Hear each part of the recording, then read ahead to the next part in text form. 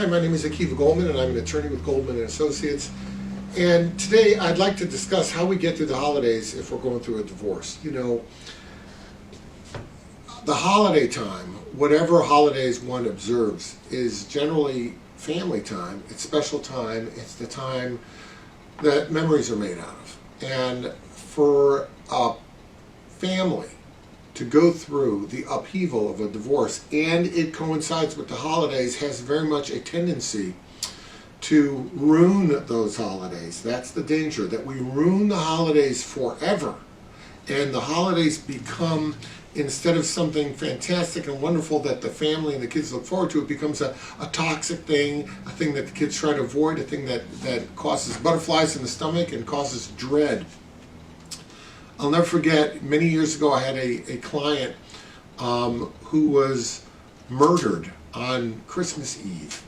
And I thought to myself, it's one thing that the family lost a father, a son, you know, obviously a devastating tragedy.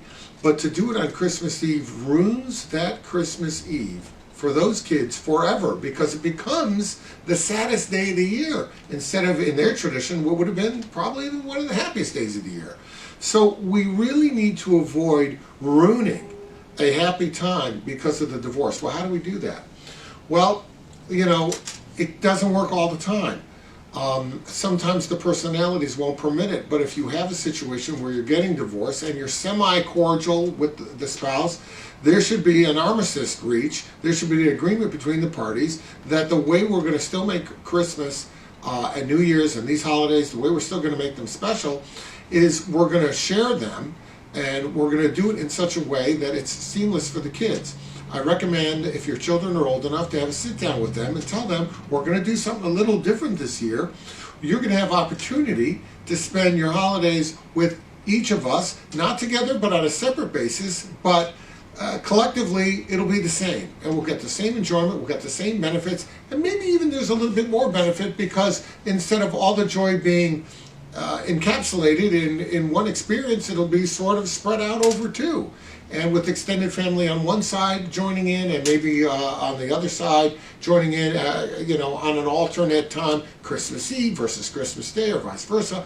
These are the ways you can do it.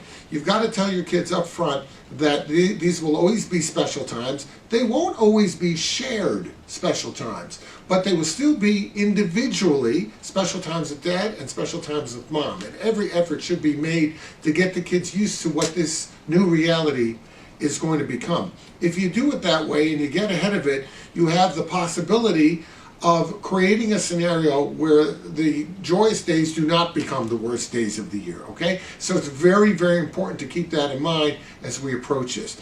Obviously, if you have any questions about this, please contact us for any further information. And if you have found this helpful, like and share.